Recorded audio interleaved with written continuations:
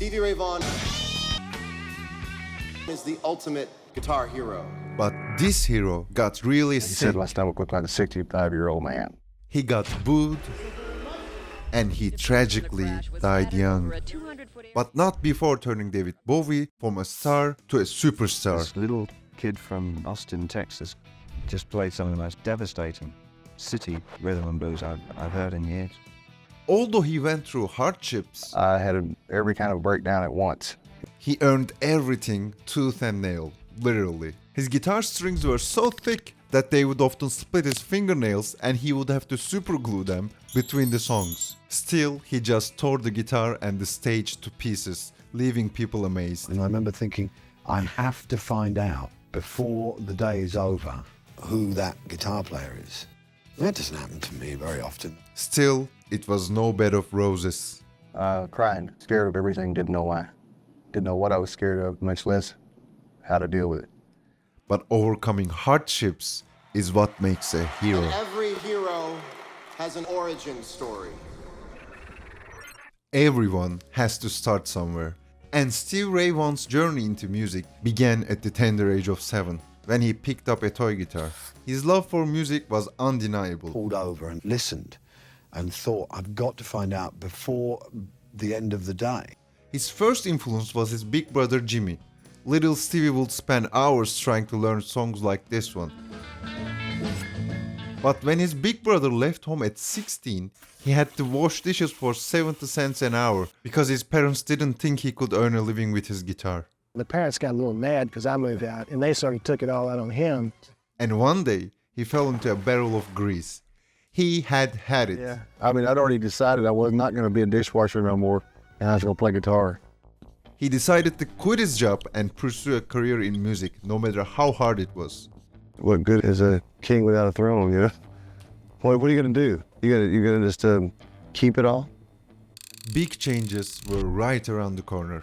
While his principal and others at his school scoffed at his pursuit of music as a career, his talent was not completely unnoticed. His art teacher recognized his extraordinary gift and encouraged him to be a musician. Later on, he joined a band and started to play at clubs. Why not spread it around and help each other, pull each other up? But because he was doing late night shows, he was neglecting and even sleeping at the school, even when the class was on music theory. And he got tired of playing pop hits with his band. So he quit the band, formed a new band, dropped out of high school, left his hometown and moved to Austin with his new band. Not sooner or later, but I have to know now who that is. The world was starting to get a taste of Stevie. In Austin, he started to get traction. Stevie and his band were opening for bands like Wishbone Ash. After a while, he occasionally even got to jam with his idols like Buddy Guy and Albert King. Black people who heard him play the blues would approach and tell him he's black. And he loved that. He had achieved some local fame with his band, the Triple Threat, which eventually became the Double Trouble, the band that would carry SRV to stardom. By this time, he and his band were very popular at the local venues, although they were still unknown to the world. But that was about to change. With an event they got a chance to join in 1982, Montreux Jazz Festival. Stevie Ray Vaughan! When they got on stage, they played some covers and some of their original songs. But Stevie was very disappointed at the end of his set when he got booed by the audience. But it turns out it was just a few people at the front who booed. And because of how the venue was set up acoustically, it sounded like it was the whole crowd. On the other hand, they actually had a secret admirer in the crowd. The following night, they got to jam with famous musician Jackson Brownie until dawn. Impressed by his talent, Brownie offered them free recording time at his studio in LA. This is a great opportunity for any upcoming musician. And while they were at the studio, the phone rang. The caller was none other than David Bowie. After being amazed by him in Montreux, he wanted Stevie to play the lead guitar for his album Let's Dance. He accepted and played on most songs of the album. You can hear his unique guitar playing in songs like China Girl and Let's Dance. The album sold 3 times as much as Bowie's last album. Stevie Ray Vaughan's rise to the top looked inevitable, but there was an enemy lurking in the shadows. With Stevie's unique playing, Let's Dance turned out to be a great hit and turned Bowie from a star to a superstar. And when Bowie saw that the exceptional success of his album was partly due to Stevie's great talent and performance, Bowie asked him to go on a worldwide tour with him as the lead guitarist. But everyone was shocked when Stevie turned him down, which he admits was a risky move. Shortly after that, Vaughan and the Double Trouble released their first album, Texas Flood, which again turned Stevie Ray Vaughan into a true guitar hero.